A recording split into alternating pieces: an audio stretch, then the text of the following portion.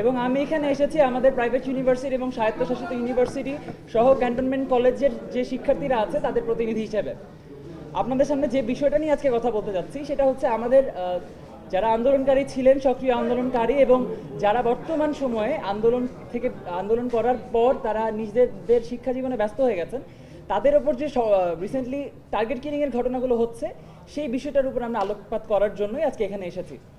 আমার সাথে পুসাবের প্রতিনিধি আছেন এবং আমাদের আরও বেশ কিছু প্রাইভেট ইউনিভার্সিটির প্রতিনিধিরা আলাদাভাবে এসেছেন।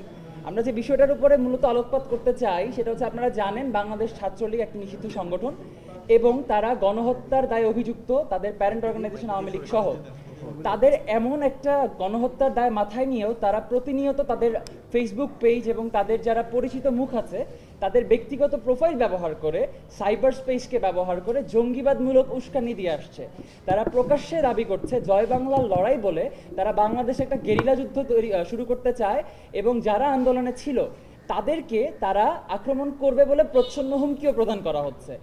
আপনারা জানেন যে যার যার অবস্থান থেকে পালাও বলে খ্যাত যে লোকটার স্ট্যাটাস ভাইরাল হয়েছিল, সেই রনি সাহেব রিসেন্টলি আরেকটা স্ট্যাটাস দিয়েছে যে আমরা নাকি গেরিলা যুদ্ধ দেখি নাই, তারা গেরিলা যুদ্ধ বাংলাদেশে ফেরত নিয়ে চলে আসবে।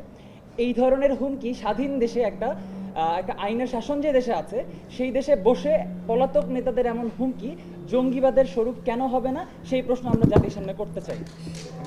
পাশাপাশি আমি বিউপির থেকে প্রতিনিধি আছি, আমাদের সাকিব ভাইকে তার বাসা গাজীপুরে চাঁদাবাজির অজুহাত দিয়ে তার কাছে বাসায় আসে ছাত্রলীগের সন্ত্রাসীরা, এবং তিনি যখন চাঁদা দিতে অস্বীকার করেন এলাকার যত ক্যাডার আছে তাদেরকে তারা একসাথে করে এবং তাকে অবরুদ্ধ করে তাকে কুপিয়ে হত্যা করার চেষ্টা করা হয়। তিনি মসজিদে পালিয়ে বাঁচার চেষ্টা করেন এবং তাকে বাঁচাতে গিয়ে তার চাচা আহত হন এবং পরবর্তীতে তিনি হাতে কোপ খান।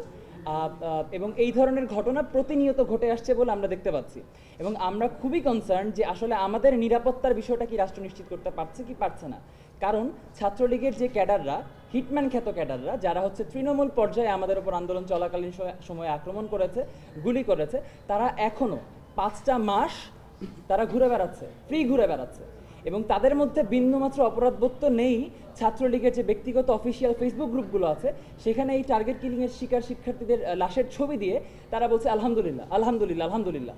এই ধরনের ঘটনার সুষ্ঠু একটা বিচার করতে হবে এবং আমরা এই জন্য ট্রাইব্যুনালের দ্বারস্থ হয়েছি, কারণ আমরা যারা আন্দোলনকারী আছি তারা গণহত্যার মামলার সাক্ষী এবং সাক্ষীদের এবং ভিকটিমদের নিরাপত্তা দেওয়ার জন্য বাংলাদেশে আইন আছে এবং সেই আইনের ব্যবস্থার প্রতি সম্মান রেখেই আমরা আদালতের দ্বারস্থ হয়েছি।